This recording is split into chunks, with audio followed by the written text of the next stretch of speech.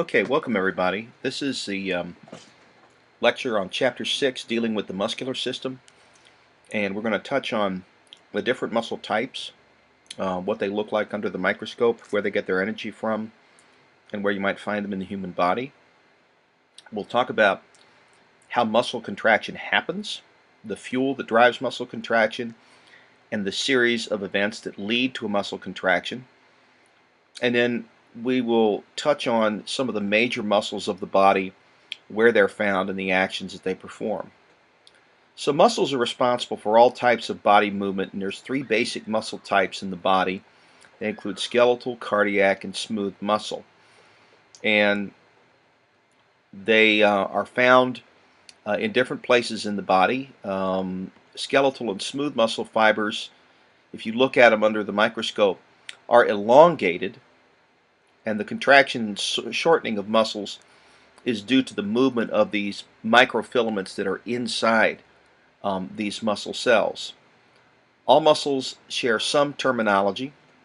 The prefix myo or mice refers to muscle, while the prefix sarco refers to flesh. And this chart is basically a list of the different characteristics of skeletal, cardiac, and smooth muscle.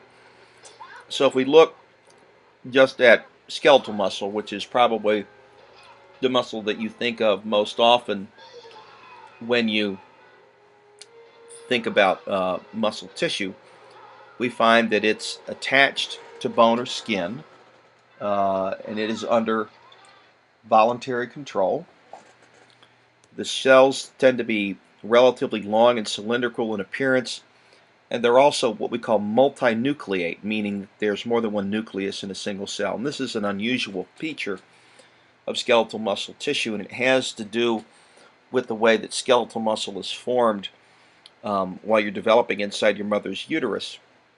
Basically, the precursors to the skeletal muscle cells gather in a group, and they lose their intervening cell membranes and fuse into one giant cylindrical cell that's tasked with making muscle protein, which has as its primary feature the ability to contract. So this is why they tend to be long and cylindrical and multinucleate. Now, the striations are due to the regular arrangement of the contractile proteins that occur in the contractile unit of muscle that's called the sarcomere. Because these long proteins, they're very long polymers, overlap each other periodically as we move from one end of the muscle cell to the other, what will happen is that light will pass through some parts of the sarcomere more easily than others, and as a result, you'll get this vertical banding pattern when you look at it under a microscope. There's also connective tissue that holds skeletal muscle together, which includes endomysium, paramysium, and epimysium, and we'll look at that in a little bit more detail in just a moment. But essentially, remember that connective tissue is the body's glue, and its job is to hold other tissues to each other so that they're structurally sound, so that they don't come apart as easily. Moving on, looking at regulation of contraction, skeletal muscle is under voluntary control. Its speed of contraction varies from slow to fast, and it does not exhibit what we call rhythmic contractions, where it will undergo a regular cycle of contraction and relaxation, either autonomously or as a result of regulation by, say, the autonomic nervous system. So that's not the kind of thing that we generally see in skeletal muscle. Cardiac muscle is only found in the walls of the heart, and if we look at it under a microscope, it tends to form branching structures that have one nucleus per cell. We also see a lot of striations and structures called intercalated discs, which are essentially cell junctions through which adjacent cardiomyocytes attach to each other. And it's in these intercalated discs that we see very interesting structures such as gap junctions and desmosomes, which serve the purpose of holding the heart muscle together as it beats, but also allowing electrical communication to take place between adjacent heart muscle cells. It's the gap junctions in particular that do this, because they're like tiny tunnels that join adjacent cardiomyocytes together and allow charged particles, ions, to move from one heart muscle cell to the next. The connective tissue that we find in cardiac muscle is endomysium, and again, it's there to provide support so that when the heart beats, the heart muscle doesn't come apart. If we look at the type of control that regulates contraction in cardiac muscle, we find that it's under involuntary control, meaning that it has the ability to be regulated by the autonomic nervous system, which operates below our conscious awareness. In point of fact, cardiac muscle would even beat if it had no nervous input whatsoever, because every cardiac muscle cell has a feature known as autorhythmicity, meaning that it will periodically squeeze and relax if you provide oxygen and nutrients, even if it has no nerve supply. So this rhythmic contraction is something that we see in cardiac muscle tissue. The speed of contraction tends to be relatively slow compared to what skeletal muscle can sometimes do, and this is a built-in fail-safe for the heart muscle so that it doesn't exhaust itself to the point that it fails, resulting in a myocardial infarction or heart attack. And that's due to the chemical properties of cardiac muscle. Now, smooth muscle is very different. Smooth muscle is found in the walls of visceral organs and in blood vessels and in lymphatic vessels. And the cells are a single nucleus. They are fusiform, and they have no visible striations, unlike cardiac and skeletal muscle. But they do have contractile protein. It's just arranged differently in smooth muscle than it is in cardiac and skeletal. There's endomysium, which holds the smooth muscle tissue together. The cells tend to be spindle-shaped, meaning thick in the middle and tapered on the ends. And it's under involuntary regulation, meaning that the autonomic nervous system governs its activity, and its speed of contraction is very slow.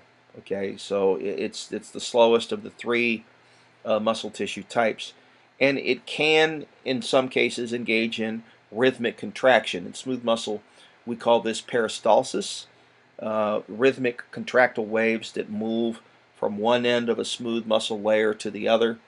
And we find these contractions taking place most importantly in the digestive system. For instance, in the esophagus, in the stomach, and in the small and large intestine. It's peristaltic contractions that move food through the digestive system so that it goes from the oral cavity all the way to the rectum and the anus. If we look at skeletal muscle in particular, we find that most are attached to bones via tendons, which are a type of connective tissue that resists stretching and pulling. And so this is what allows the skeletal muscle to transfer its contractile force directly to the skeletal system and produce movement. Without the attachment to the bone, the muscle would contract, but you wouldn't move.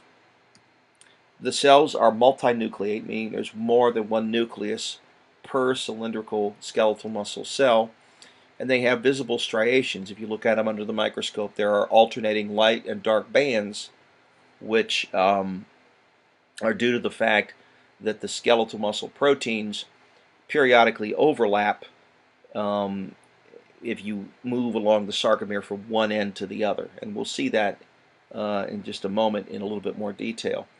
It's also under voluntary control, meaning that we consciously tell it what to do, and as a result, it's capable of a wide variety of contractile speeds and different types of activity. If we look at the connective tissue that supports the skeletal muscle, we find that the cells are surrounded and bundled by a series of connective tissue layers. The endomysium is what encloses a single muscle fiber That would be a single muscle cell, skeletal muscle cell, while the paramecium wraps around a bundle of muscle fibers, forming the structure called a fascicle. The epimecium covers the entire skeletal muscle. The fascia is on the outside of the epimecium. The epimecium blends into a connective tissue attachment, often becoming tendons, which are cord-like structures that connect directly to bone. They basically blend into the periosteum of bone, made mostly of collagen, and they generally cross a joint, and this is how the muscle is able to produce movement. Aponeuroses are sheet-like structures of connective tissue which attach muscles indirectly to bones, cartilage, or connective tissue coverings. And you find these, for instance, in the abdominal muscles and also in the muscles that run across the top of the skull from the frontal bone all the way to the occipital bone. So just a couple of examples of where this connective tissue is found. And if we look here at a blow-up of the organization of these different connective tissues, you can see where they're located. If we work from the inside out, you can see here a single muscle fiber, muscle cell, which is surrounded by endomecium. Okay, that's endomecium there, that's endomecium, that's endomecium. And then as we move out to the fascicle level, we can see that a bundle of muscle cell fibers are wrapped by a connective tissue layer, which is the paramecium. And then a bundle of fascicles is going to be surrounded by what we call the epimecium, which wraps the entire muscle belly and blends into the connective tissue known as the tendon, which attaches it directly to bone.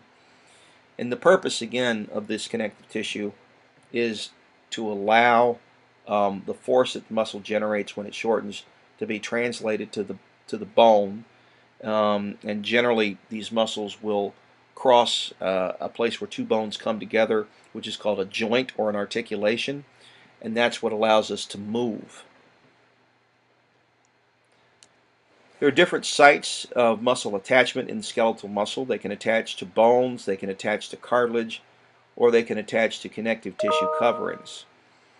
And at the end of this talk, we'll look at some of the different skeletal muscles, where they're located, and their origins and insertions, which are their points of attachment to immovable and movable bone, respectively, and how they produce movement when they shorten across a joint. Now, smooth muscle is very different. Smooth muscle does not have striations. The cells are spindle-shaped, and they have a single nucleus, and they're under involuntary control, meaning they're governed either as a result of an internal nervous system that runs through their tissue framework, or under the control of the autonomic nervous system, which is that part of the nervous system that operates below our conscious awareness and is governed primarily by the actions of the brainstem. It's found mainly in the walls of hollow organs. For instance, it's found in the linings of blood vessels and lymphatic tissue, and in the linings of internal organs. And what it does is it promotes internal movement, okay, the churning action of the stomach, the peristaltic action of the intestines. It's also found attached to every hair in your body as the erector pili muscle when you get goosebumps because you're frightened or because you're cold. That is the result of the smooth muscle that's attached to the hair follicle contracting and causing the hairs to stand up on end. It's also important in vasomotion, which is the body's ability to redirect blood where it's most needed depending on our changing needs. And so the two types of vasomotion facilitated by skeletal muscle are vasoconstriction and vasodilation. And what this does is reroute blood from organs to the surface of the skin, or vice versa, or from one organ to another. And this is all due to the smooth muscle in the middle layer of the blood vessel contracting or relaxing, and as a result changing where the blood flow goes. Cardiac muscle has striations and a single nucleus, and it's highly branched. and it's joined to other cardiomyocytes at a structure called an intercalated disc. It's under involuntary control. It has its own internal wiring, which is called the cardiac conduction system, which itself is regulated by the autonomic nervous system um, via the vagus nerve from the parasympathetic division of the autonomic nervous system, or directly from sympathetic nerves that change the rate at which the heart squeezes, the heart pumps. This muscle is found only in the walls of the heart, and again is striated and voluntary. So what does skeletal muscle do? Well, it produces movement, maintains posture, it stabilizes joints, and it also helps generate heat, such as when we shiver. If we look at the microscopic anatomy of skeletal muscle, we see that the sarcolemma is the muscle cell membrane that surrounds the entire outside of the muscle cell. It's specialized in that it has invaginations periodically along its surface that are called T-tubules, which reach deep inside the muscle cell cytoplasm to provide a way for electrical signals to get deep down inside the muscle. This is a little bit unusual when compared to the way cell membranes are arranged in other types of cells. Myofibrils are long organelles that are inside the muscle cell, and they're basically polymers of thin and thick filaments that periodically overlap, and it's their ability to basically walk over the tops of each other that produces the contractile force that we associate with skeletal muscle. The sarcoplasmic reticulum is a specialized smooth endoplasmic reticulum that contains large amounts of calcium, whose release is triggered when electrical signals from the nervous system prompt the sarcoplasmic reticulum to release calcium inside the muscle cell, which leads to a series of events that eventually result in muscle contraction, as we'll see in just a moment. Here you're looking at a single myofibril. Okay, so if we look at the previous slide, this is a myofibril. Okay, there's many of these inside a skeletal muscle cell, and this is the zoom up of the myofibril. This is the detailed view. You can see that they're aligned in such a way that the proteins overlap and give distinct bands. The I band is what we call the light band and contains only thin filaments, while the A band contains both thick filaments as well as some degree of thin filament overlap. So you can see here these periodic regions of overlap. See the I band, and then the A band, and then another I band, and this is what produces the striate appearance of muscle when you look at it under a microscope.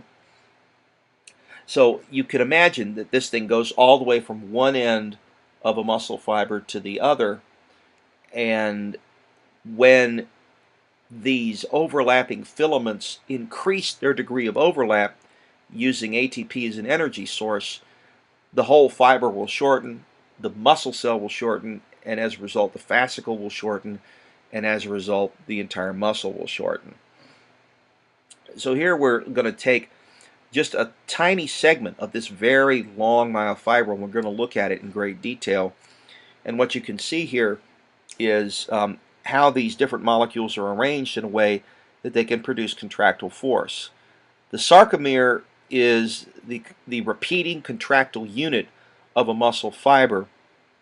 It contains myofilaments. The thick filaments are made up of myosin, while the thin are made up of actin.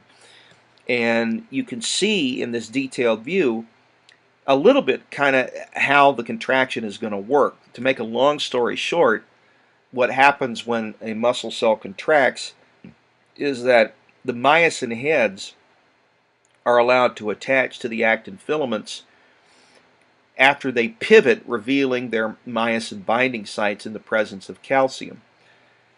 So the calcium is released inside the skeletal muscle cell. That causes the actin filaments to pivot, to basically rotate on their long axis, and that allows the myosin heads to reach up and grab the actin filaments, and then what they'll do is they'll grab and pull on them, and they'll cause the shortening of the sarcomere in this direction. So the two ends will come closer together to each other. They'll approach each other as the myosin here pulls on it. And that'll result in the shortening of the entire myofibril, which will result in the shortening of the muscle cell, which will result eventually in the shortening of the muscle and the production of movement.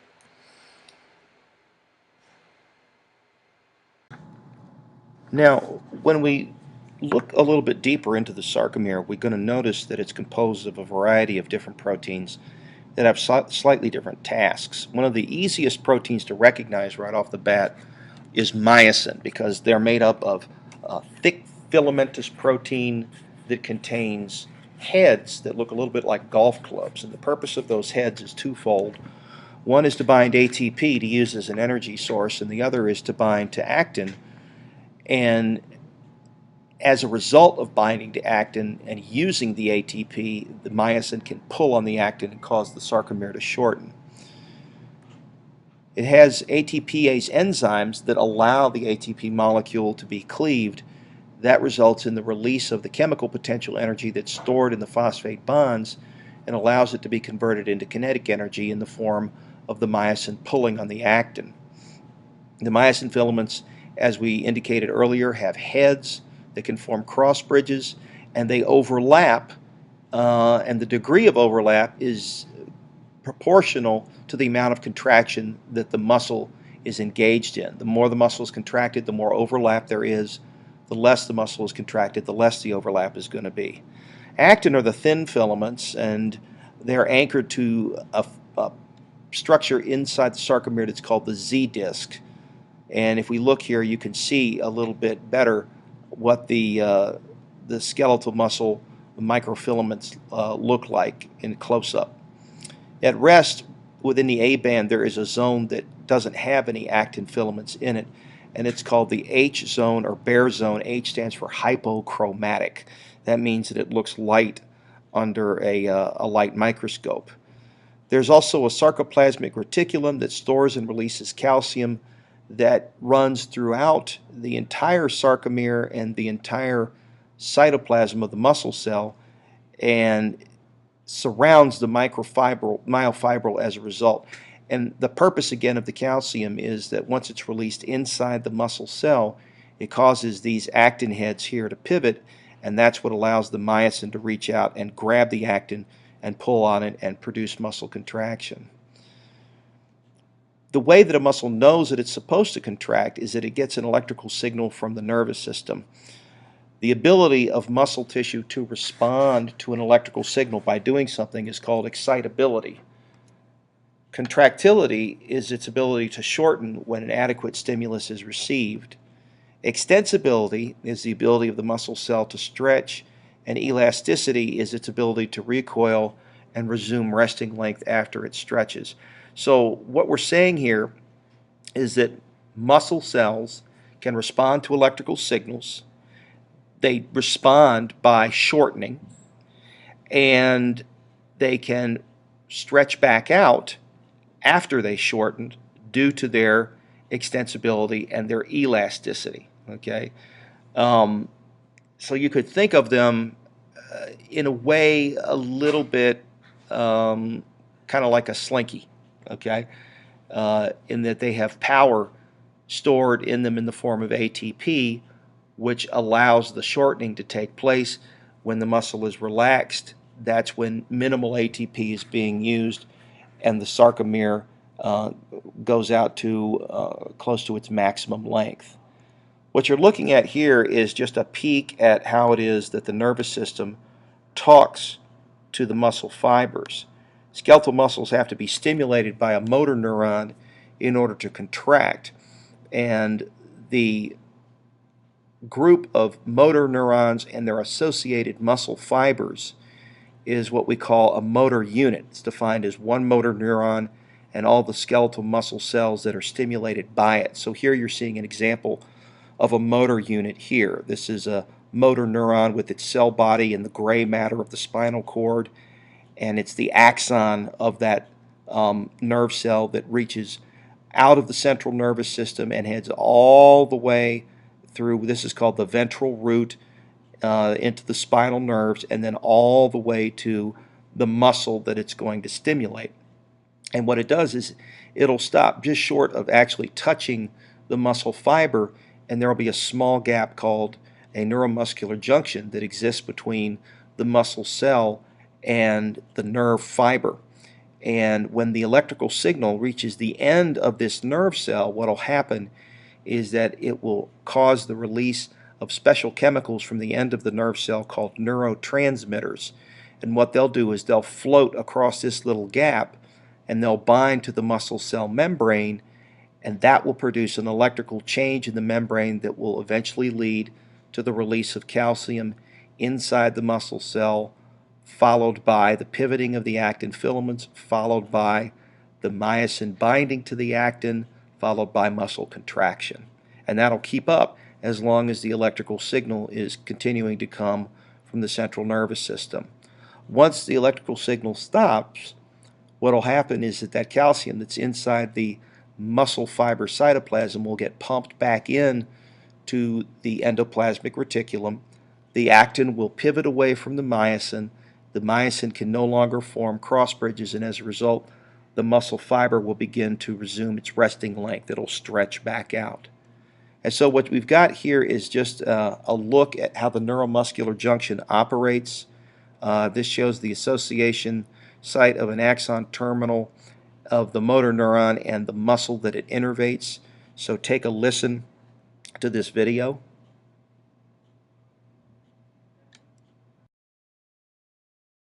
Nerve impulses, also known as action potentials, travel from the brain or spinal cord to trigger the contraction of skeletal muscles. An action potential propagates down a motor neuron to a skeletal muscle fiber. The site where a motor neuron excites a skeletal muscle fiber is called the neuromuscular junction.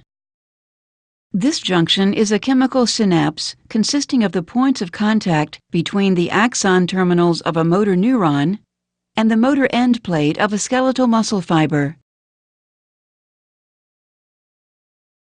The events at the neuromuscular junction occur in 7 coordinated steps.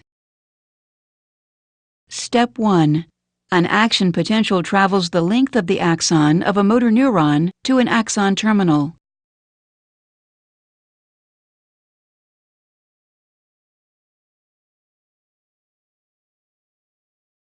Step 2. Voltage-gated calcium channels open and calcium ions diffuse into the terminal. Step 3. Calcium entry causes synaptic vesicles to release acetylcholine via exocytosis.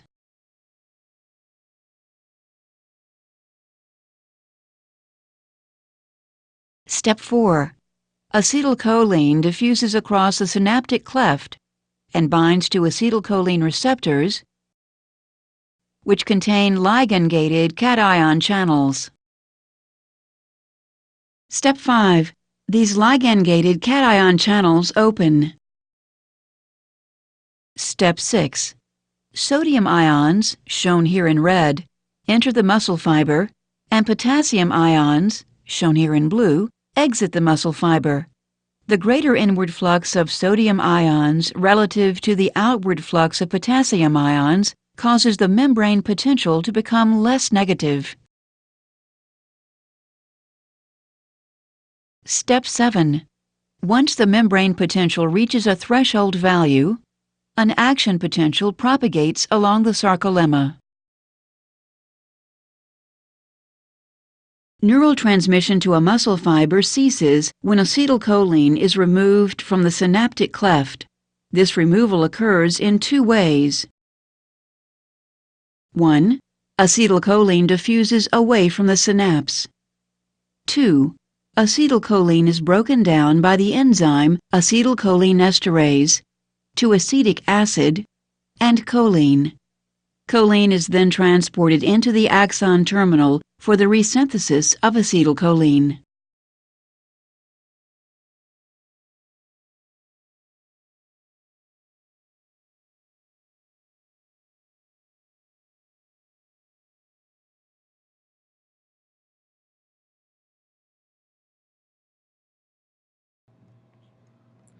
Okay, so what we noticed in that video was the fact that when the nerve cell signal reaches the end of the axon, it results in the release of neurotransmitters into what we call the synaptic cleft, which is a gap between a nerve and a muscle cell. They don't physically touch each other, but they're very close to each other. They're only a few micrometers apart. The area between the nerve and the muscle cell is filled with interstitial fluid, and what happens when the electrical signal reaches the end of the axon is the release of the neurotransmitter into the synaptic cleft. It then drifts across that gap to bind to the muscle cell membrane, and when it does so, it opens up ion gates that let sodium move from the outside of the cell to the inside of the cell, and that is what satisfies the criteria for an electrical signal in a living cell. It's what we call depolarization, because what happens is that the charge inside the muscle cell begins to become more positive compared to what it was when it was in its resting state. So the action potential reaches the axon terminal of the motor neuron. What will happen next is that calcium channels at the end of the motor neuron will open up. Calcium will go into the motor neuron's synaptic terminals, and then that'll result in the fusion of vesicles that are filled with neurotransmitter with the presynaptic membrane, that part of the nerve cell that lies just above the muscle cell. So this calcium ion entry causes some synaptic vesicles to release their neurotransmitter by exocytosis. This again is a type of active transport that the cell uses to spit things out. In this case, neurotransmitter is the product, and the energy comes from ATP to do this. And the neurotransmitter is the chemical that's released by the nerve upon the arrival of the nerve impulse in the axon terminal. The neurotransmitter for skeletal muscle is acetylcholine. There's a lot of different kinds of neurotransmitters. This just happens to be the one that's used by muscle cells and nerve cells when they talk to each other to cause the muscle cell to contract in response to a motor neuron stimulus. The acetylcholine attaches to receptors on the sarcolemma of the muscle cell. That's the muscle cell's membrane. And in response to the binding of the acetylcholine, what will happen is that the receptor that binds to it will open up a sodium gate, and that will allow sodium to rush into the cell, and this is what is going to generate a action potential, and this also triggers the opening up of potassium gates, and potassium will then leave the cell shortly after the sodium rushes in. It's kind of like the sodium pushes the potassium out of the cell. And it's because these two doors are open that this can happen. So it starts out with the sodium door opening up in response to the acetylcholine. The sodium rushes in. The inside of the cell becomes more positive. At a certain critical voltage, the potassium doors will open up and the potassium will leave the cell, and then the membrane potential will head back down where it was at resting potential. Okay, so that's what we call a cycle of depolarization and then repolarization. Once it's started, muscle contraction can't be stopped. It's going to propagate all across the muscle cell membrane, and it's going to go down deep inside the muscle cell through little tunnels that are called T-tubules, which go way inside the myofibril, and they are in very close contact with the sarcoplasmic reticulum that contains all that calcium that's needed in the cytoplasm in order for the myofibril to contract. So take a look at how the cross-bridge cycle works in this video. Just keep in mind each of the steps as they happen. Okay, so take a listen.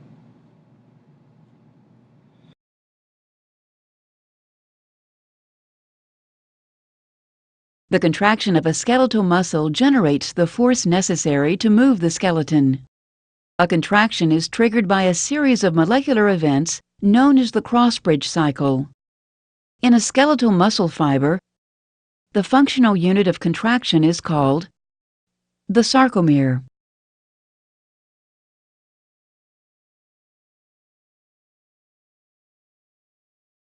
A sarcomere shortens when myosin heads in thick myofilaments form cross bridges with actin molecules in thin myofilaments.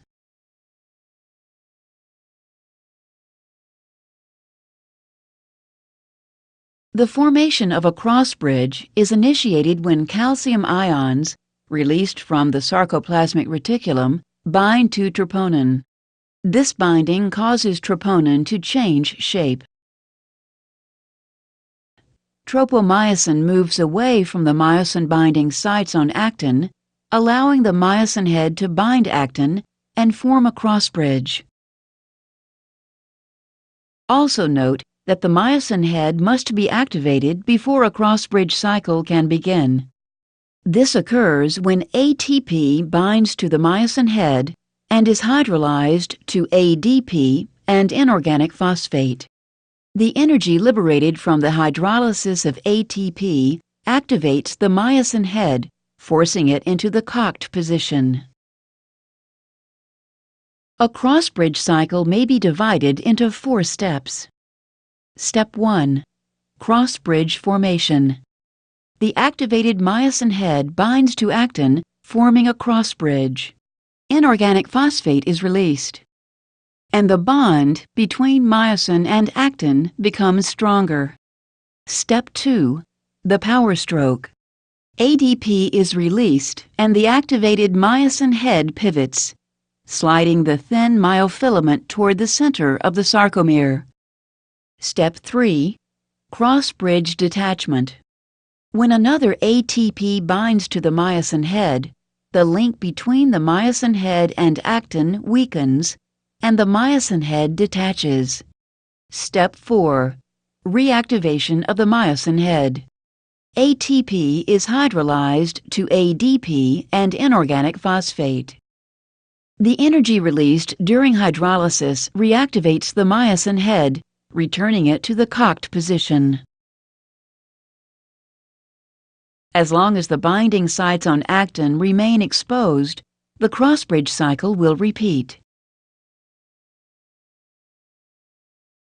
And as the cycle repeats, the thin myofilaments are pulled toward each other and the sarcomere shortens. This shortening causes the whole muscle to contract. Cross-bridge cycling ends when calcium ions are actively transported back into the sarcoplasmic reticulum.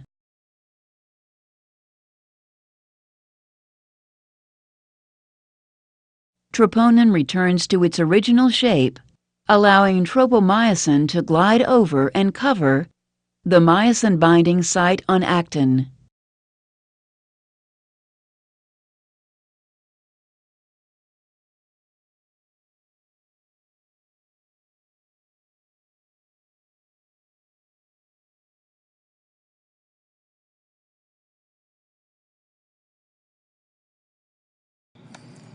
So what we see in that video is that the myosin heads bind to the next site of the thin filament and pull them towards the center of the sarcomere. This continued action causes the sliding of myosin over the actin, and the result is that the muscle will shorten, and this is what results in contraction. The muscle fiber contraction is what we call an all or none response. It's either going to contract or it's not. Within a skeletal muscle, not all fibers can be stimulated at the same time. Sometimes they can be, but often they're not. And what they'll do is they'll alternate which fibers are stimulated and which aren't. Different combinations of muscle fiber contractions give different responses in the muscle as a whole. And so this is what results in a graded response where different degrees of skeletal muscle shortening occur depending on the number of motor units that fire and the frequency with which those motor units fire. So those are 2 things that can increase the strength of a muscle's contraction force, is by bringing in more motor units, and also by having those motor units fire more frequently, you can generate more force. Generally what happens is that it starts with just a few motor units being recruited in a weak contraction. Then the number of motor units increases as the contraction gets stronger. Say you're lifting a heavier item. And then if you're really trying to produce maximum force, not only do you recruit a large number of motor units at the same time, you also have them fire with great frequency. Okay, so you can think about, oh, say a teletype machine firing really, really fast. That translates to, in the muscle, a very strong contraction. Whereas if it's just firing very slowly, the contraction isn't going to be nearly as powerful. Okay, skeletal muscle can produce force by changing the frequency with which the motor units are stimulated and the number of muscle cells being stimulated at any one time.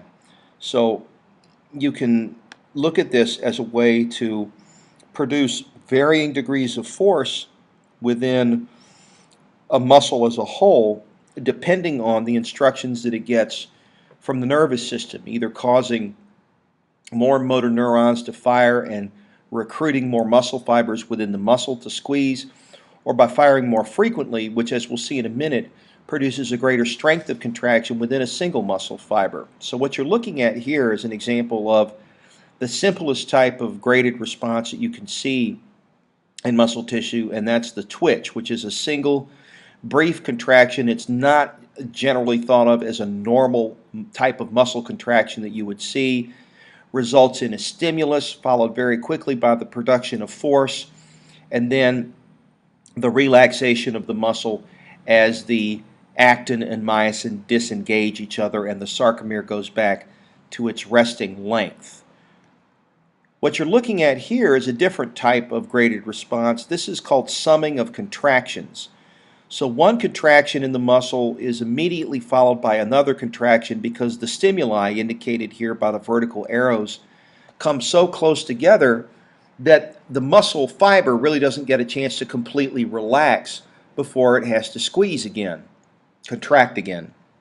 And the result is that you end up generating a greater force with the second contraction because it's coming kind of right on top of the shoulder of the first than you would if you would allow the muscle fiber to go all the way back to its resting length and start the contraction process over again.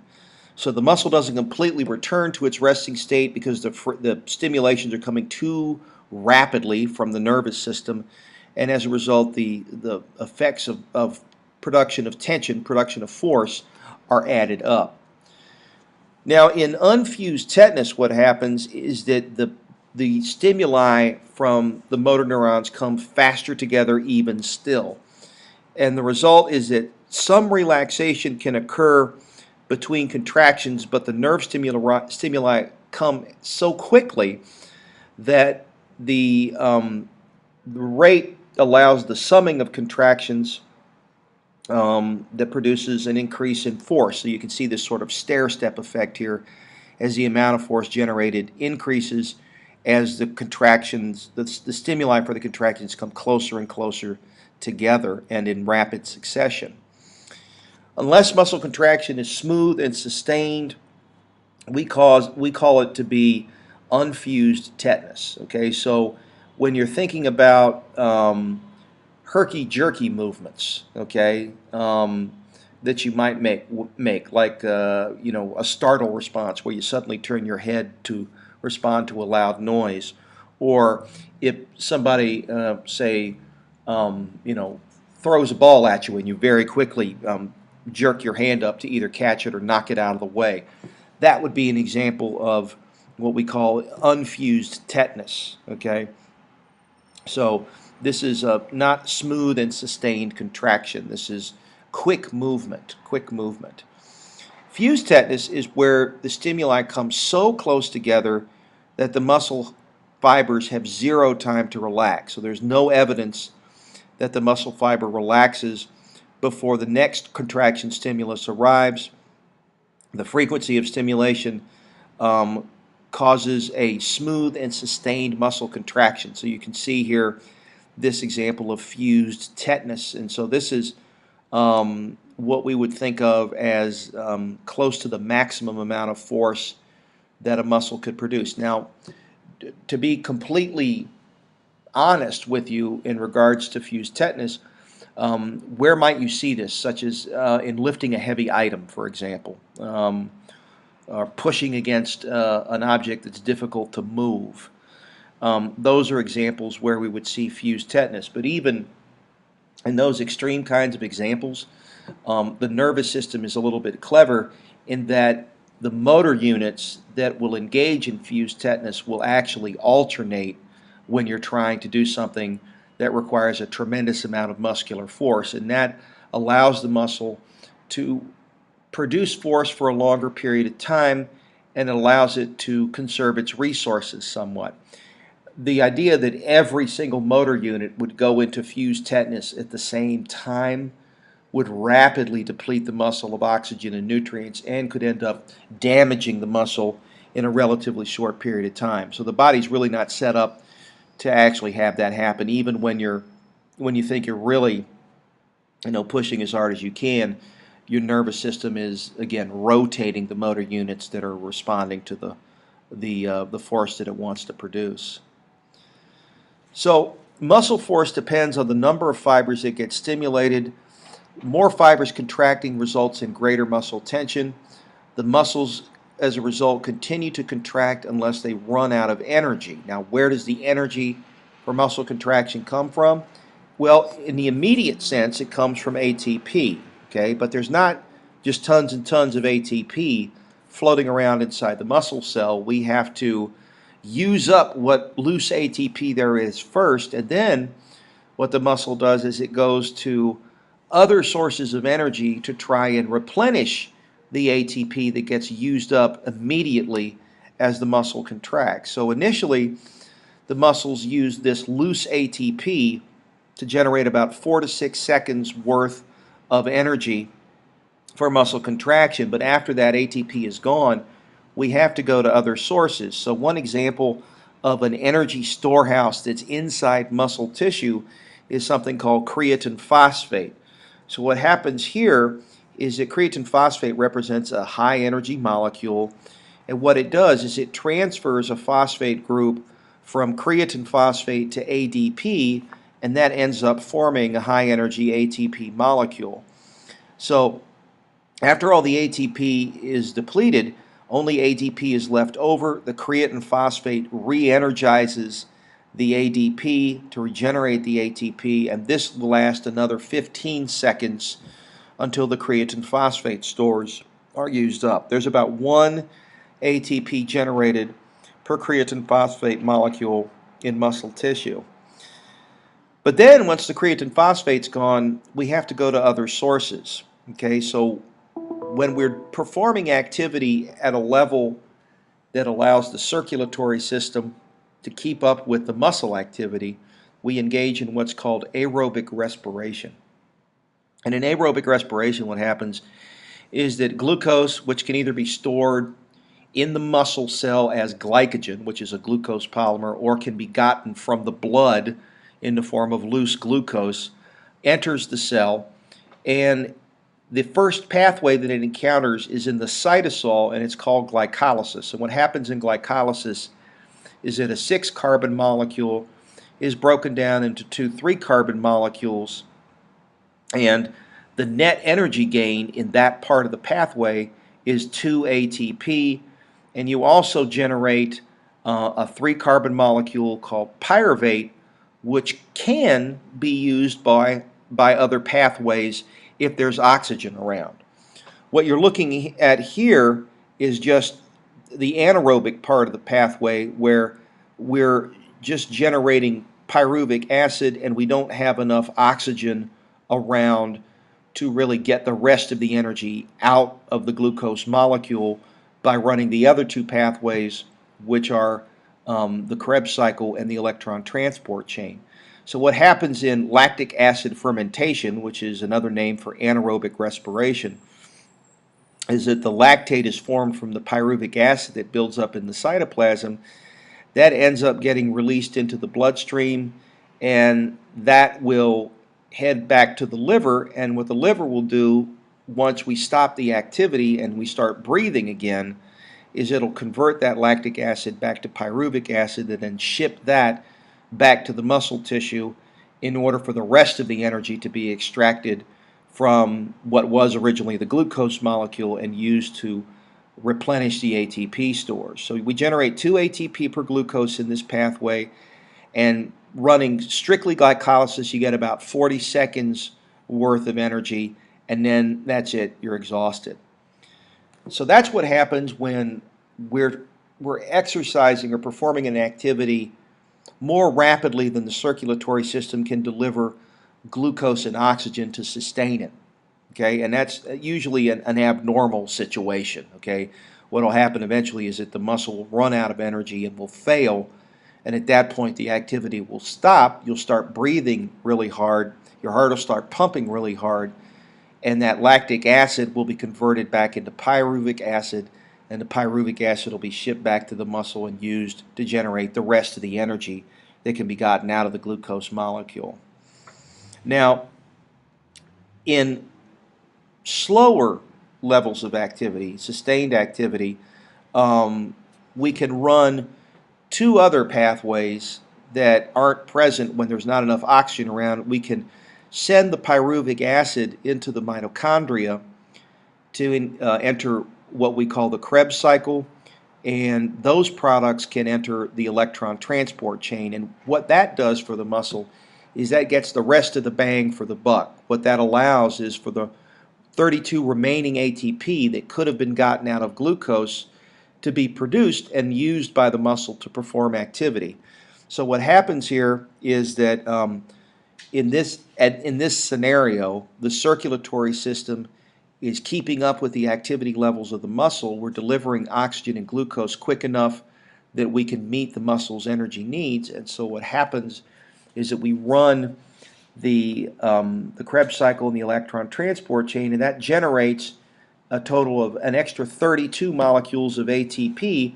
When you add that to the 4 molecules of ATP generated by glucose and the transport of pyruvic acid into the mitochondria, that gives us a total of 36. So when you've got oxygen around, you get about 18 times more energy out of the glucose molecule than when you don't have enough oxygen around to run those two ends of the pathway. So these two pathways both happen in the mitochondria.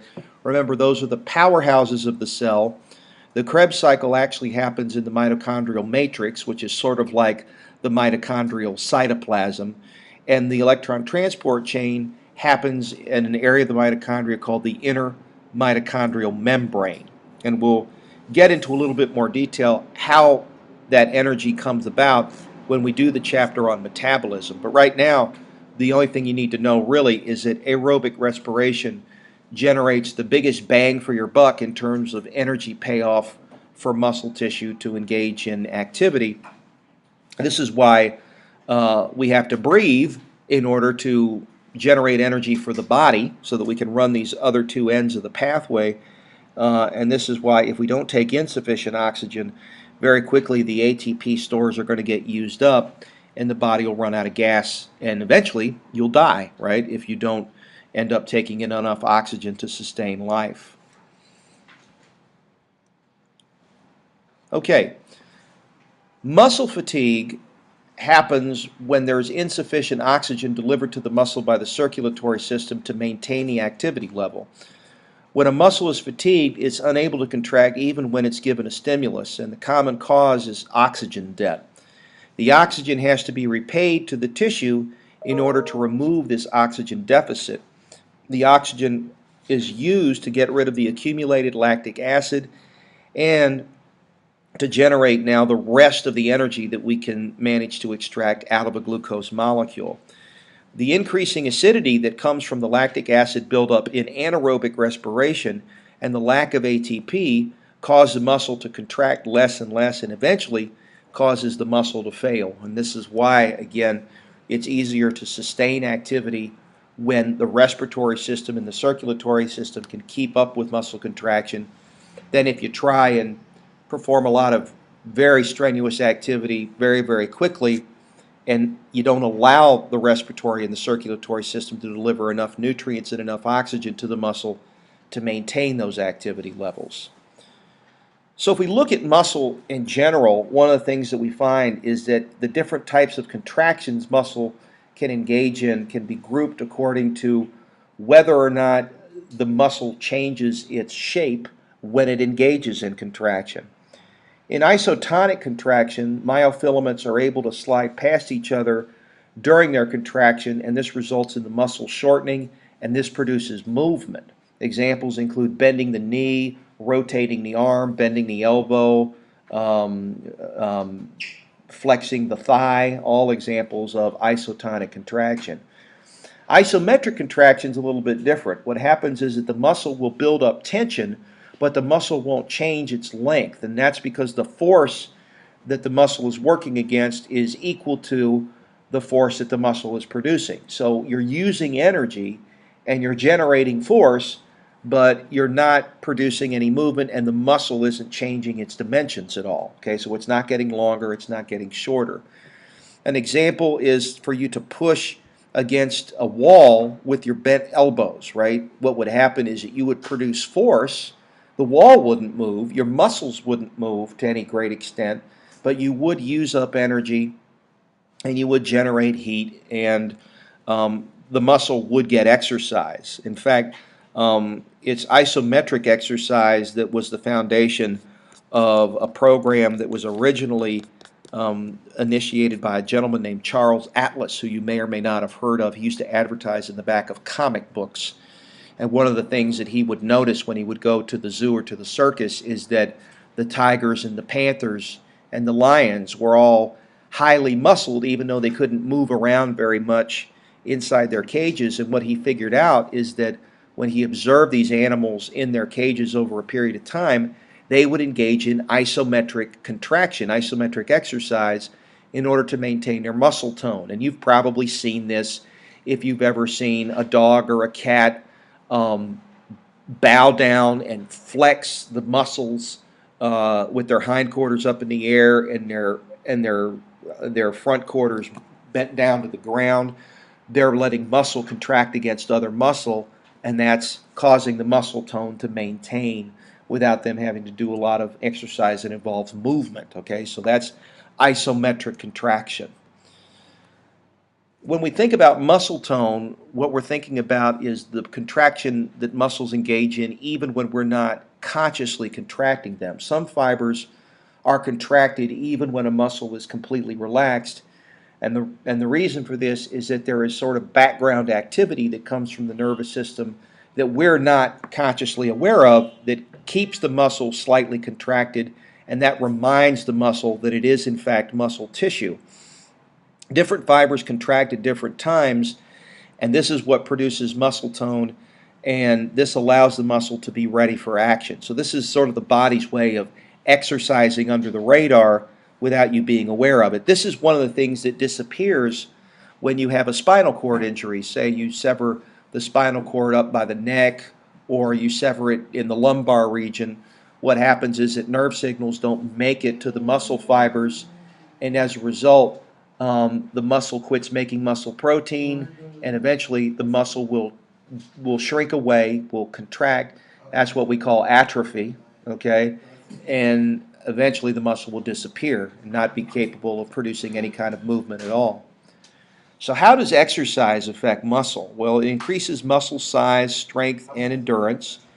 Aerobic exercise, such as biking, jogging, or hiking, results in stronger, more flexible muscles with greater resistance to fatigue. This makes body metabolism more efficient, and it improves digestion and coordination. Resistance exercise, such as weightlifting or isometric exercise, increases muscle size and strength. And so you see an example in this figure of the two different types of exercise. You've got aerobic exercise there on the left, as indicated by the jogger, and you've got resistance exercise, isometric exercise, here on the right, as indicated by the weightlifter. And in order to have an effective fitness regimen, it's important that the body engage in both isometric or resistance exercise as well as aerobic exercise, so that your muscles are not only big and strong, but they're also resistant to fatigue. And so this is why when you start on an exercise program, it's always a good idea to alternate things like walking or running or doing steps with weightlifting. Or if you don't like weightlifting, you can lift the weight of your own body. You don't have to have gym equipment in order to make big muscles. You can do exercises such as dips and push-ups and pull-ups and sit-ups in order to increase muscle mass and muscle strength. Okay, 5 golden rules of skeletal muscle activity. With few exceptions, all skeletal muscles cross at least one joint. Typically, the bulk of skeletal muscle lies proximal to the joint that it crosses, and all skeletal muscles have at least 2 attachments: the origin, which is the attachment to the immovable bone, and the insertion, which is the attachment to the movable bone. For instance, if we look at a muscle like the brachialis, okay, the origin is on the humerus, okay, midway down the shaft of the humerus, and the insertion is onto the bones of the forearm, the ulna, okay, and the radius. And when the brachialis shortens, what happens is that it bends the elbow, causes the angle between the radius and the ulna and the humerus to decrease, and that's what we call flexion. Skeletal muscles can only pull, they never push. Remember that when we look at the sarcomere, all it's capable of doing is shortening by using ATP as an energy source. During contraction, the skeletal muscle insertion is going to move towards the origin, and that's ultimately what's going to produce the movement. And so here you're looking at an example of the brachialis in action. Okay, so here you can see the origin on the humerus, you can see the insertion over here on the ulna, and when it contracts, what happens is that the angle between the radius and ulna and the humerus gets tinier. Movement is attained due to a muscle moving an attached bone. The muscles are attached to 2 points, the origin and the insertion. We've already detailed what those are referring to. So one of the things we want to understand are the different types of body movement that are possible when we're dealing with the musculoskeletal system. Here we're looking at flexion, extension, and hyperextension. What flexion does is it decreases the angle of a joint by bringing 2 bones closer together relative to anatomical position. A typical bending hinge joint such as the knee and the elbow, or a ball and socket joint like the hip and the shoulder, are capable of this kind of movement. Okay, so for instance, if you want to flex the elbow, what you would do is stand in anatomical position and you would bring the forearm closer to the humerus, and that action is facilitated by the biceps brachii and the brachialis crossing the elbow joint. Okay, just as an example of flexion. Extension would be doing the opposite. That would be allowing the arm to straighten out and resume anatomical position, and that's helped out by the triceps brachii acting against the action of the brachialis and the bicep. So extension is the opposite of flexion. It increases the angle between 2 bones. It's typical of straightening the elbow or the knee. Extension beyond 180 degrees or beyond anatomical position is what we call hyperextension. So some joints are capable of only flexion and extension. Some are capable of flexion, extension, and hyperextension.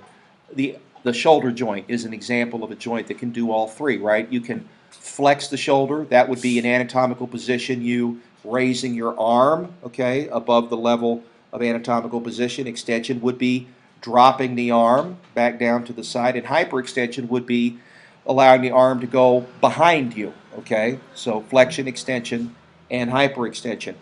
The elbow is only capable of flexion and extension. If you hyperextend your elbow, that means you've injured it.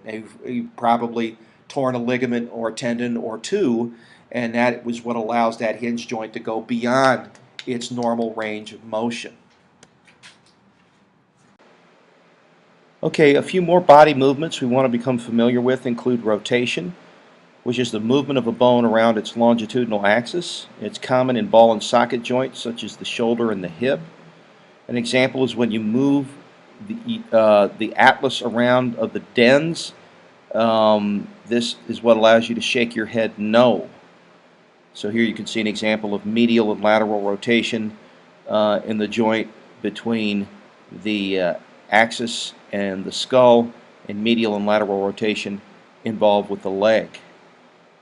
Abduction is movement of a limb away from midline, while adduction is movement of the limb towards midline. You can see here an example of abduction as we lift the arms away from anatomical position out towards the sides, and adduction as we bring the arm back towards the midline of the body. Another body movement we want to become familiar with is circumdiction. This is a combination of flexion, extension, abduction, and adduction, and it's very common in ball and socket joints such as the shoulder and the hip. So you can see here an example of circumdiction. You keep the arm straight and you trace a circle with the tips of your fingers, keeping your elbow and your wrist straight, and the shoulder at the proximal end remains relatively still. Same thing you can do with the hip joint with the leg, keeping the ankle and the knee straight and tracing a circle with your toes. That is circumdiction. Dorsiflexion is lifting the foot so that the superior surface approaches the shin, which is towards the dorsum of the foot, while plantar flexion is depressing the foot, as in pointing the toes and planting the foot towards the sole. This is how in plantar flexion you push off on your toes when you walk. Okay, dorsiflexion, plantar flexion. The reason for these names: the plantar surface of the foot is the sole of the foot, the dorsum of the foot is the top of the foot. And again, when we're talking about flexion, we're talking about decreasing the angle between two elements. Here in dorsiflexion, when you lift the toes, you decrease the angle between the top of the foot and the shin. In plantar flexion, you decrease the angle between the sole of the foot and the shin as well. Here you can see inversion and eversion. In inversion, we turn the sole of the foot medially. In eversion, we turn the sole of the foot laterally. Inversion is commonly what happens when you sprain your ankle when you're walking, right? You step in a hole and you turn the sole of your foot towards midline and you pull those ligaments and tendons. And eversion is the opposite. That's turning the sole of the foot away from midline. And again, that joint is the ankle joint. That is the articulation between the fibula and the tibia and the talus of the foot. Remember, that's that smooth bone that lies just above the calcaneus or heel bone. Pronation and supination are special movements. In supination, the radius and the ulna are parallel. The palms of the hands face forward. That is what we're in when we're in anatomical position. While pronation is where we turn the palm away from the anterior aspect so that the back of the hand faces forward. These also go by the name of medial and lateral rotation, right? Where medial rotation is also known as pronation and lateral rotation is known as supination. And you can see the arrows here indicating the two types of movement. And what makes this possible, remember, is that the proximal head of the radius is round, just like a dime, and fits into a groove on the lateral side of the ulna called the radial notch. And what allows the radius to roll over the ulna is the rotation of that bone, which results in the crossing of those two bones and uncrossing as we pronate and supinate. Now, opposition is where we move the thumb to touch the tips of the fingers on the same hand. This is possible at the saddle joint that's formed between the carpals of the wrist and the first metacarpal. And this is a unique movement. This is what allows us to hold a pencil, use a screwdriver, drive a car, manipulate tools, write, have art, have civilization. So this was a major evolutionary step forward because this allowed us the opportunity to build, and no other joint in the body has that unique kind of movement. If you look at simians, our fellow primates, such as the chimpanzees, the monkeys, the great apes, and so forth, if you look at their feet, you'll notice that their big toe is displaced away from the midline of the dorsum of the foot. It looks more like a hand, and they are capable of opposition using both their feet and their hands. This is one of the reasons that they are so adept at climbing and manipulating things.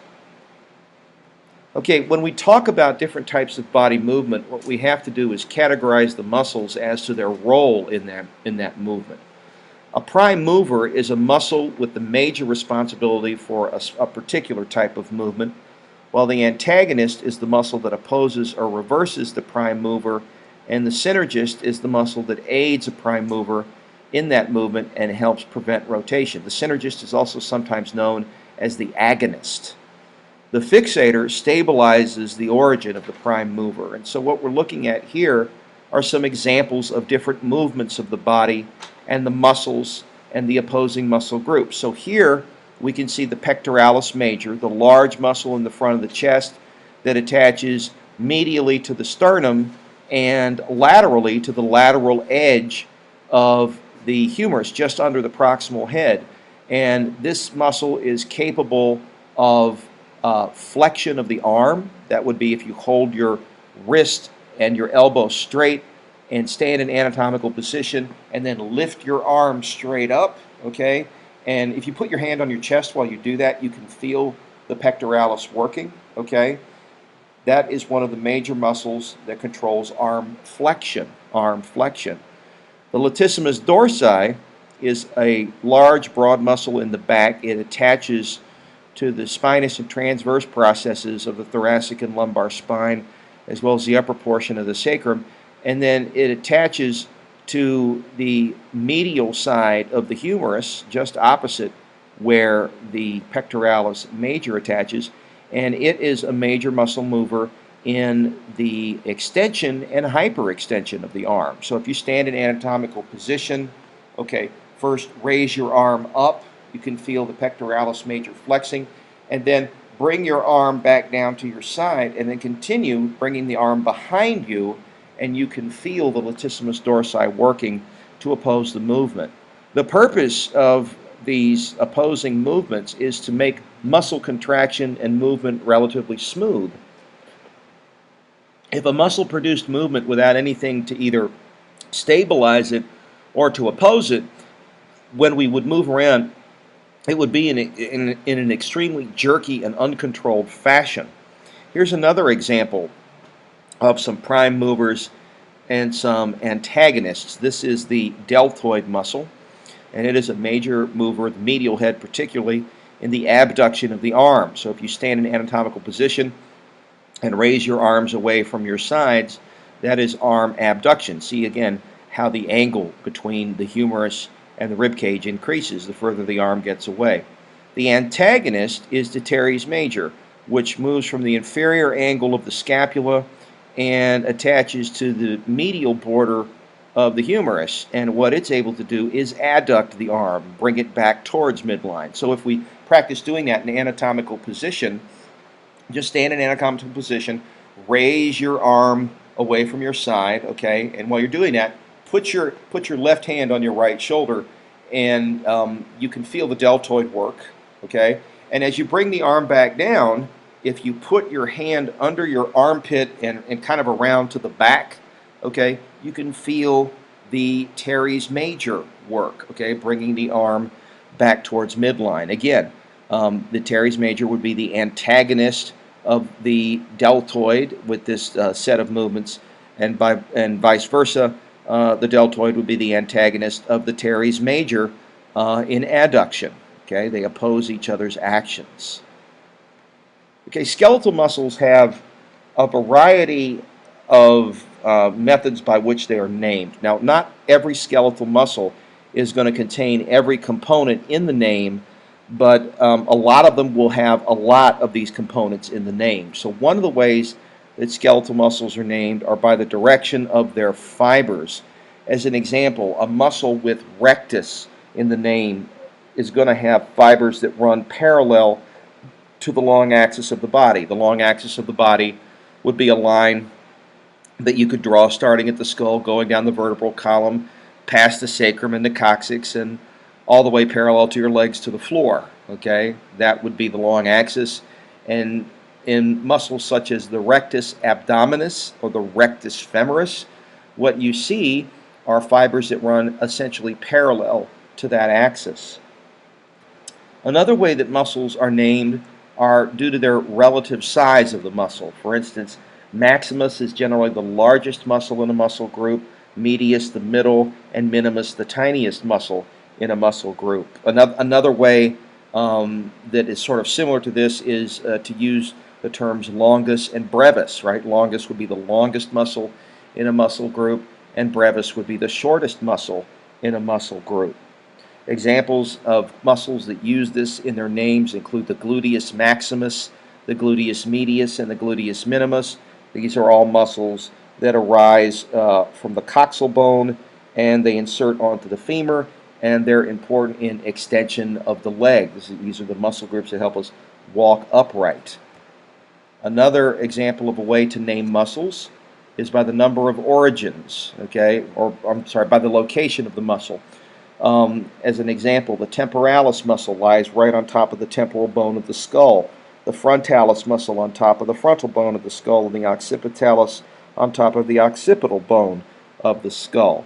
Okay, same is true when we talk about number of origins. Okay, we can use really a combination of these two names for certain muscles in the body. One example with number of origins is triceps. Okay, the triceps brachii is a three-headed muscle on the back of the humerus that attaches to it and also to the scapula, and it aids in the hyperextension of the arm and also the extension of the elbow.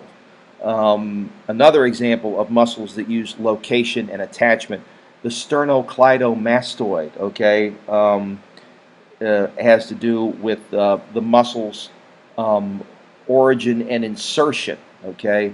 Sternocleidomastoid is a muscle that's in the neck that attaches to the mastoid process of the temporal bone right behind the ear, that little bump right behind the ear that you can feel.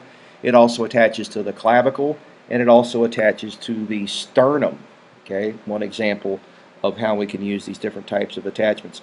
The zygomaticus muscle, okay, the zygomaticus minor and the zygomaticus major, okay, are using the relative size of the muscle, major being the largest muscle, minor being the smallest, and the attachment to bone. In this case, the zygomatic bone is the origin, and the insertion is the corners of the mouth. This is the muscle that allows you to smile. Also, the shape of the muscle sometimes is found in the name. For example, the deltoid muscle is so named because it's triangular. The quadratus lumborum muscle is so named because it is a four-sided muscle located in the lumbar region of the spine. That's the lower back. And also by the action of the muscle. The flexor or the extensor describes muscle action. The flexor digitorum longus is a long muscle that flexes the fingers. Now again, what is flexing the fingers? Stand in anatomical position and make a fist, okay? That would be flexion of the fingers.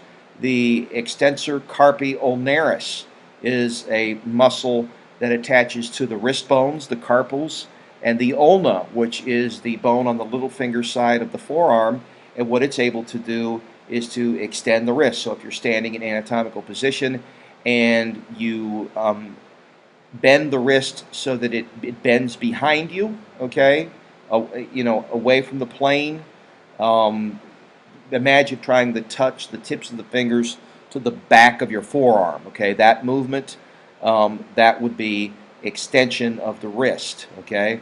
Flexion of the wrist would be the opposite, trying to touch the tips of your fingers to the front of your forearm, just as an example, okay, while keeping the hand straight. And here's some examples of some muscles that are named according to their shape, okay, and also according to their location and their number of origins. The pectoralis major is a convergent muscle. It has a broad origin and a very narrow insertion, okay, the insertion again on the lateral side of the humerus.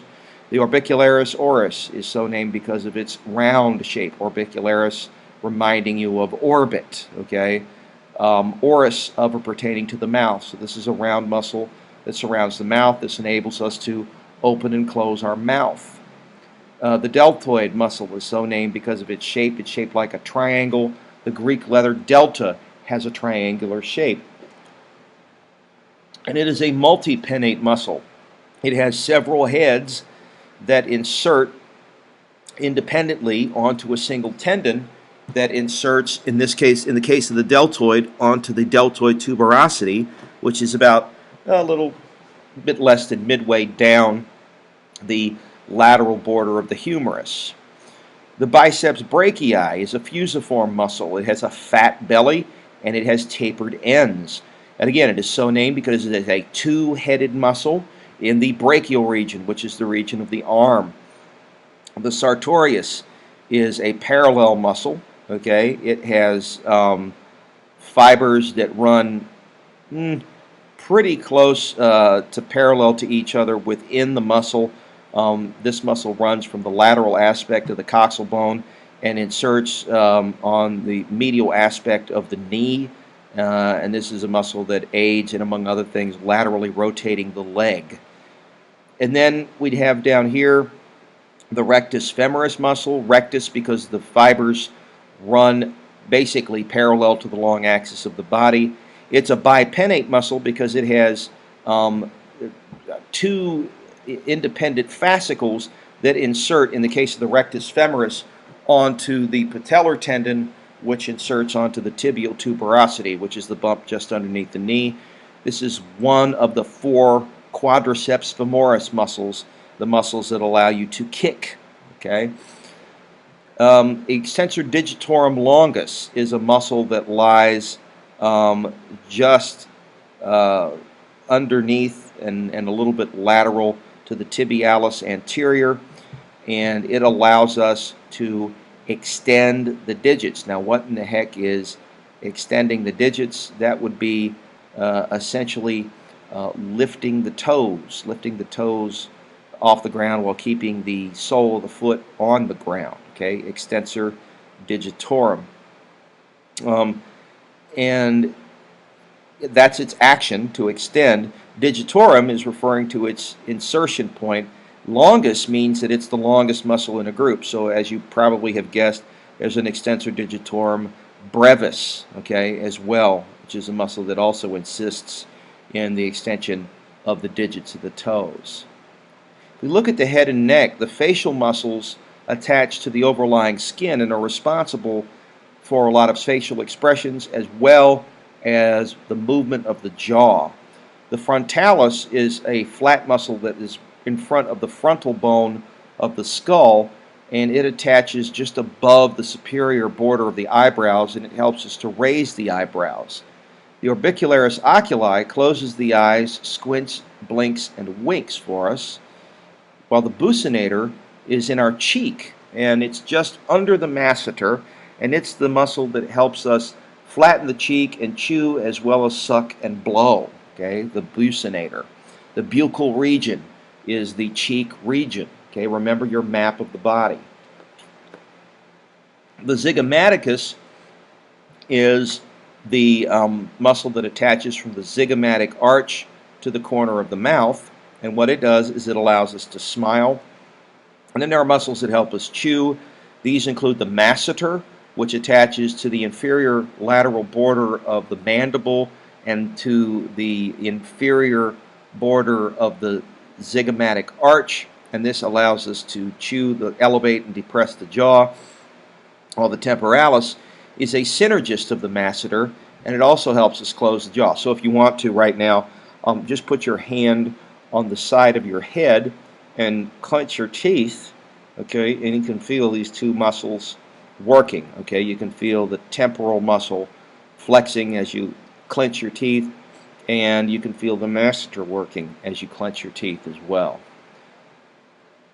The neck muscles include the platysma, which pulls the corners of the mouth inferiorly. It's a broad, flat muscle that runs on top of the sternocleidomastoid. If you lower your lower jaw on one side, okay, such as when you make the expression, okay, you can feel the platysma work, okay, that little muscle, that flat muscle in the neck. It's a muscle that helps you frown, okay. The sternocleidomastoid flexes the neck and rotates the head, so this helps you put your chin on your chest, and if it flexes on one side, it helps you laterally rotate the head, either to the right or to the left, depending on which sternocleidomastoid muscle flexes. And here you can see the muscles of the head. You can see the frontalis, you can see the temporalis, the occipitalis. Down here is the platysma. There is the mastoid branch of the sternocleidomastoid. There is the masseter. There are the two zygomatic bones or muscles that attach from the inferior border of the zygomatic arch to the corners of the mouth. There's the orbicularis oculi that helps you blink. There's the orbicularis oris that helps you open and close your mouth. And you can see underneath all these the buccinator, which helps you suck and blow. Okay, so the muscles of the head and of the neck. And if we look at the back, we can see some of the large muscles of the back. You can pick up the trapezius muscle, a big diamond-shaped muscle in the back that is responsible for moving the scapula and the arm. Okay, anterior muscles of the trunk and shoulder and arm that we want to know include the pectoralis major, which adducts and flexes the humerus, and the intercostal muscles, which are found between the ribs, and they help us breathe. The external intercostals raise the rib cage when we inhale deeply. So if you want to inhale deeply now, you can feel the rib cage expand. What that does is it creates a vacuum around the outside of the lungs, and if your nose and mouth are open, the air rushes into them from the outside.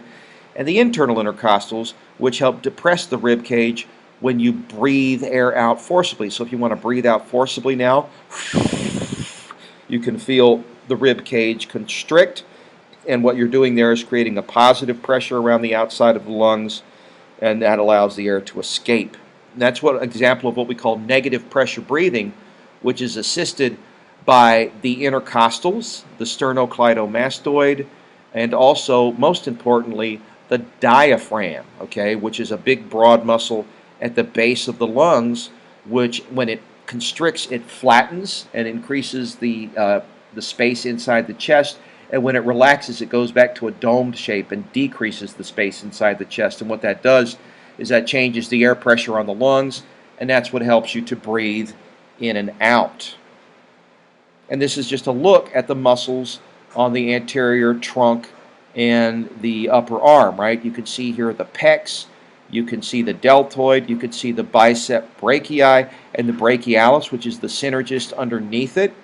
And then another muscle down here, the brachioradialis, which we haven't talked about that much, but again, the name should tell you a little bit about it. It attaches to the humerus in the brachial region and to the radius in the forearm region, and it is also one of the muscles that helps.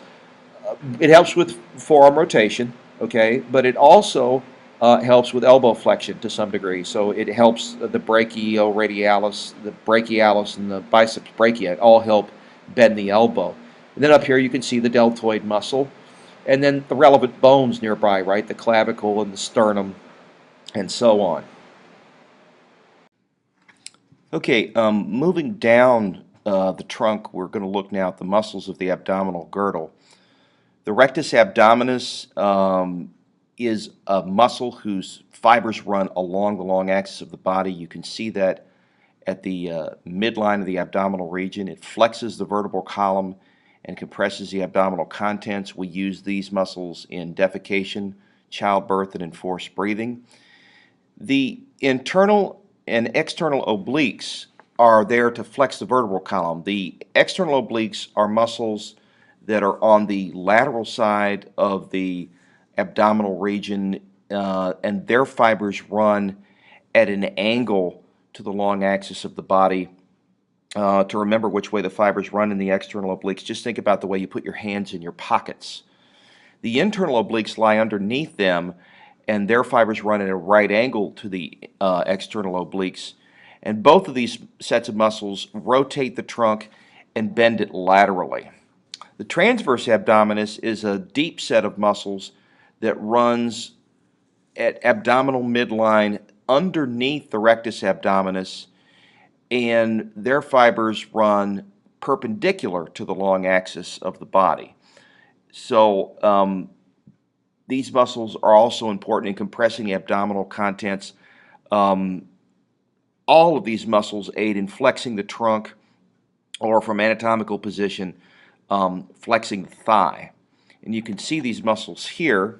The superficial side over here, you can see the external obliques, the rectus abdominis, and then underneath them, the transverse abdominis, and on top of the transverse abdominis, you could see the internal obliques here. So on the lateral aspect, you've got 1, 2, 3 sheets of muscle that are there to flex the trunk and compress the abdominal contents. At midline, we're dominated more by the rectus abdominis as the obliques tend to insert onto this broad flat tendon called an aponeurosis at abdominal midline. The posterior muscles of the trunk, shoulder, and the arm include the trapezius, which is a large diamond-shaped muscle in the upper back, which is important in moving the scapula. So it will elevate, depress, adduct, and stabilize the scapula. The reason it can do all this is because it has 3 heads, and each head has a slightly different action associated with it. The latissimus dorsi extend and adduct the humerus. This is a broad, flat muscle that's underneath the trapezius. It runs from the thoracic and lumbar spine, and it inserts onto the humerus. The erector spinae are muscles that run parallel to the long axis of the body, and they're important in maintaining posture and also in extending the back. While the quadratus lumborum is a 4-sided muscle that flexes the spine laterally, and it's found in the lumbar region. As you can probably guess from the name, it is a 4-sided muscle, quadratic meaning 4-sided, quadratus, a 4-sided geometric figure.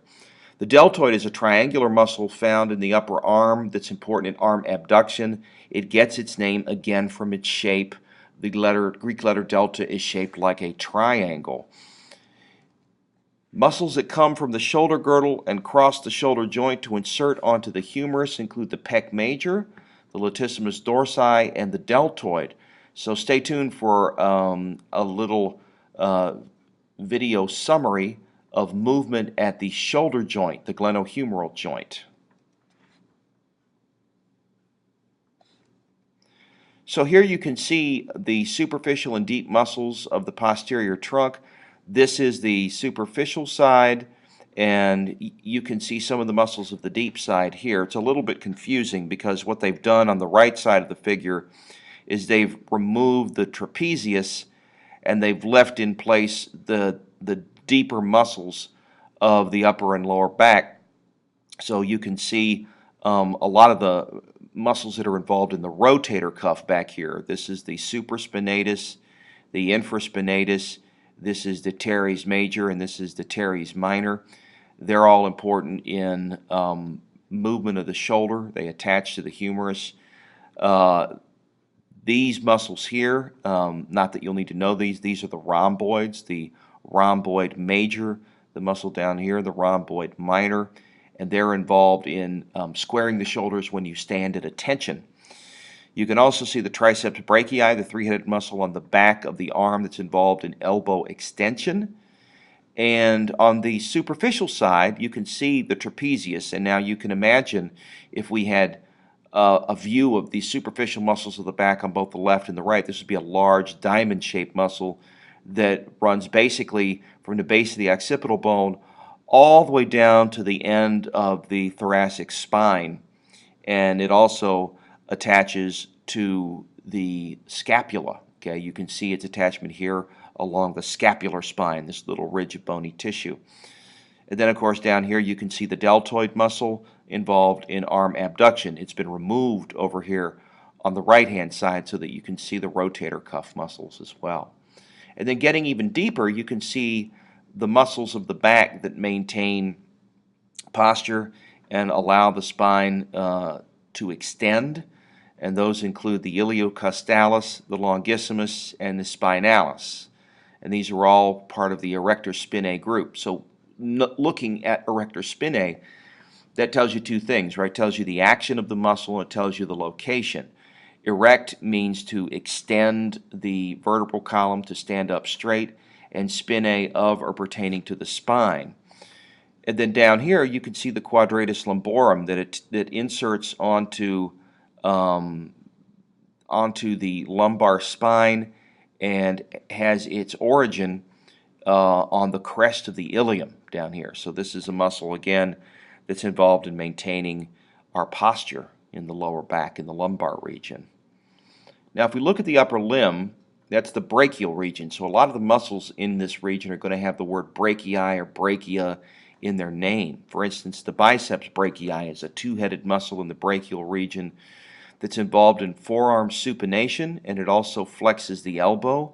The brachialis is underneath it, and it aids in elbow flexion, so it is a synergist to the biceps brachii. Well, the brachioradialis is a muscle that extends from the humerus to the radius, and it also aids in elbow flexion, although to a much lesser extent. It's a much smaller muscle compared to the other two. The triceps brachii is the antagonist of all of these muscles, and it's involved in elbow extension. Again, it gets its name from the fact that it has three heads, and it is found in the brachial region. So let's take a listen to the muscles of the upper limb.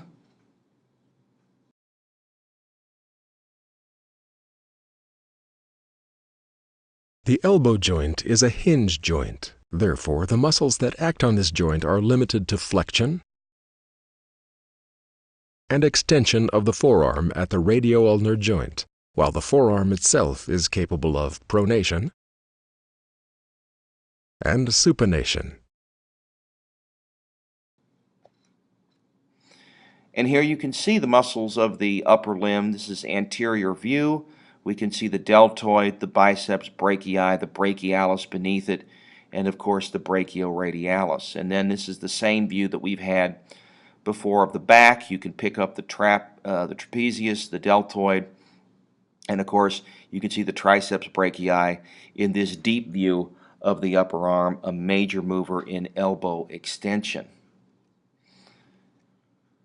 The muscles of the forearm insert onto the hand bones and cause their movement, and they include the flexor carpi, which is involved in wrist flexion. Now again, the name should tell you what it's attached to and what it does. Flexor, meaning it flexes.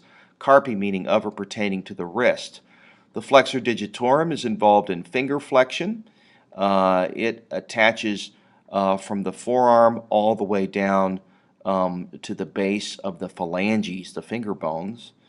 And the extensor carpi are involved in wrist extension. So those are going to be on the other side of the forearm from the flexors. So in anatomical position, they would be on the dorsal side, while the flexors would be on the ventral side. The extensor digitorum is involved in finger extension. So let's take a listen to the muscles of the upper limb.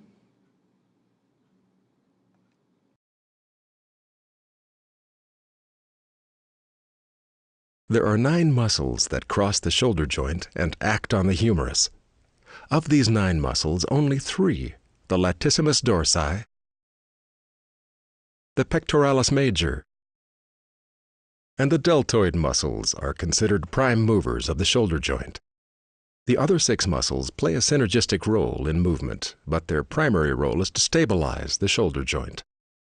4 of these, the supraspinatus, infraspinatus, teres minor, and the subscapularis, are grouped as the rotator cuff muscles and are discussed separately. The remaining 2 muscles are the teres major and the coracobrachialis. The muscle origins and insertions in relation to the glenohumeral joint are best introduced as anterior and posterior muscles that originate off of the scapula, and anterior and posterior muscles that originate off the axial skeleton. Okay, the muscles of the lower limb and the hip help us walk and also stabilize our posture, and they include the gluteus maximus, which is involved in hip extension. And again, what do we get from this name? We get a location and we get a size, right? The gluteal region is your behind, all right? And maximus means it's the largest muscle in a group of actually 3 muscles. The gluteus medius lies underneath it and also helps with hip abduction, and it also steadies the pelvis when you walk. And underneath the medius is another muscle called the gluteus minimus, which also assists with hip abduction. The iliopsoas is actually a compound muscle that's made from the iliacus and the psoas major. And again, the name will tell you a little bit about the location of the muscle. The ilio part of the iliopsoas indicates that the muscle is attached to the ilium, and in fact this muscle is attached to the iliac fossa, which is that depression of the ilium on the front side of it as you move down from the iliac crest. And the psoas major is a muscle that runs along the long axis of the body, and it runs basically from the lumbar spine and attaches to the last floating rib, and then also attaches to the pelvic girdle. So, important muscle in stabilizing posture.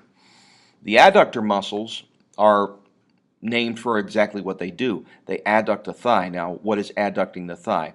If you stand in anatomical position and raise your leg with your leg held straight away from the side of your body towards the lateral aspect, and then you bringing your leg back so that you can stand up straight towards midline, that's adduction. So let's take a listen to the muscles of the lower limb. The largest muscles in the body are found in the lower limb and the associated hip joint. The hip joint is a ball and socket joint, which, similar to the shoulder joint, is capable of a considerable amount of movement. However, in contrast to the shoulder joint, the muscles of the lower limb are adapted more for strength than precision. Nevertheless, the muscles still show a complex array that can be separated into three categories: anterior muscles, medial muscles, and posterior muscles.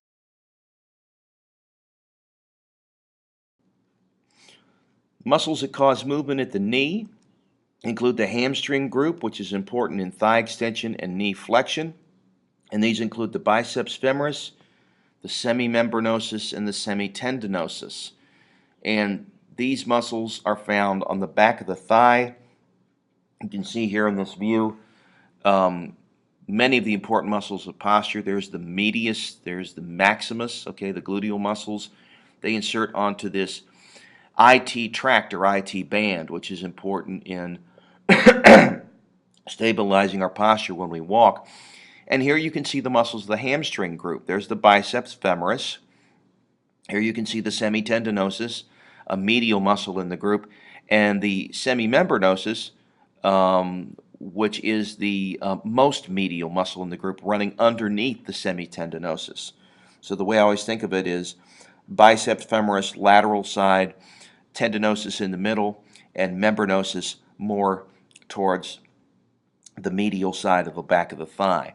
You've probably heard of athletes pulling their hamstrings, and I can tell you from personal experience, it feels like someone sticking a hot knife right into the back of your thigh, and it really inhibits your ability to run. So the next time you hear that somebody has pulled their hamstring, either playing football or basketball or what have you, have some sympathy for them. The gluteal muscles are also an important area to inject intramuscular medication because they are reasonably far removed from major nerves, and this allows the medication to be absorbed into the muscle and eventually into the blood vessels that run through the muscle tissue.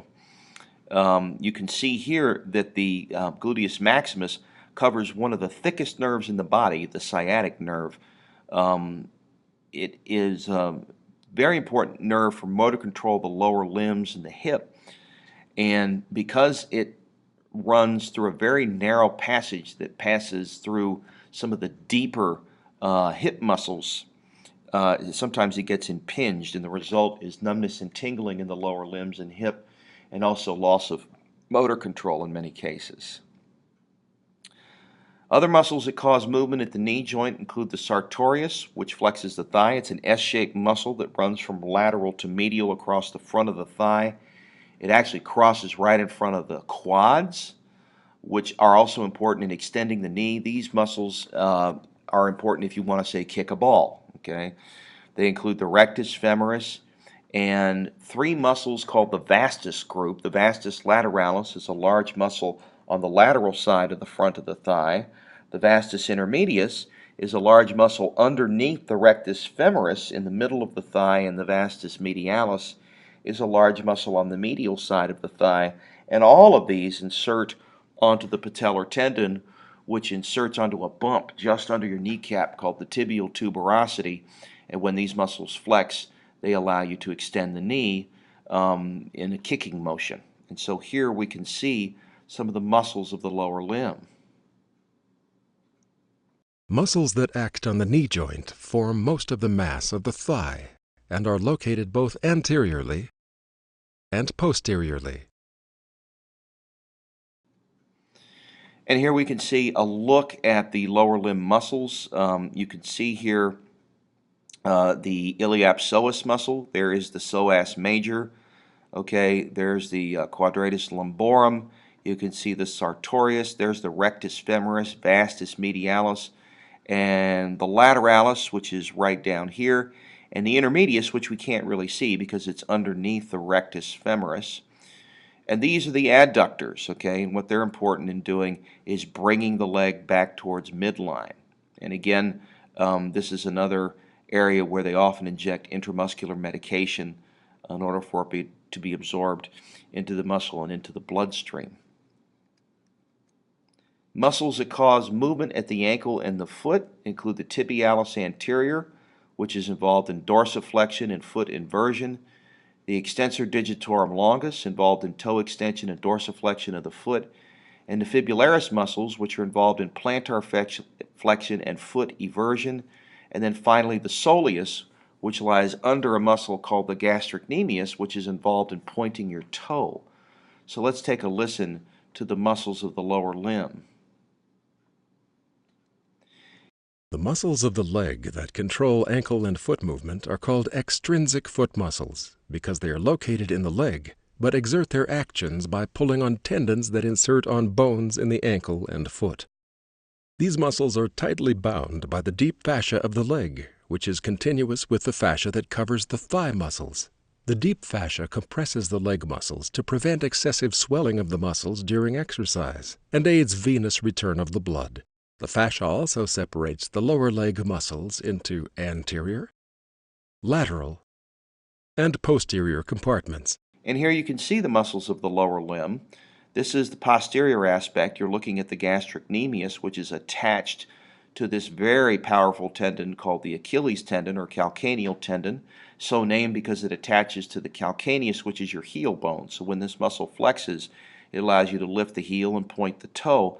Underneath it, you can see the soleus muscle, which also inserts onto the Achilles tendon and aids in pointing the toe. So these are very important muscles aiding you in the ability to walk because this allows you to push off on the ball of your foot. If you've ever been chased by a dog or watch a pack of wolves try and take down a deer or an antelope, one of the things that you'll notice is that the pursuing animals nip at the heels of the victim in an attempt to sever the Achilles tendon, and when that happens, the animal can no longer run, and as a result, they can go right for the throat, kill the animal, and have dinner. So think about that the next time you turn and run from a vicious dog. He has a plan already hardwired into his brain to take you down. On the front of the lower leg, the calf, you can see the tibialis anterior, so named because it runs right next to the tibia and it's on the front of the leg. Okay, so we get two pieces of information about its location from its name. And then you can see the fibularis brevis and tertius, and they're so named, and the longus, they're so named because they run right next to the fibula. Remember that the fibula is the lateral strut of your lower leg, and this allows you to evert the foot. Okay, so you can turn the foot. I can show you the motion that it causes here. Let's do this in black. Allows you to evert the sole of the foot so that it faces this way. Okay, eversion. Remember that from our different kinds of movement that we talked about in lab and also in lecture. Okay, that brings us to the end of this chapter. Please review this material as it will be covered on the upcoming exam, and I'll see everybody in class.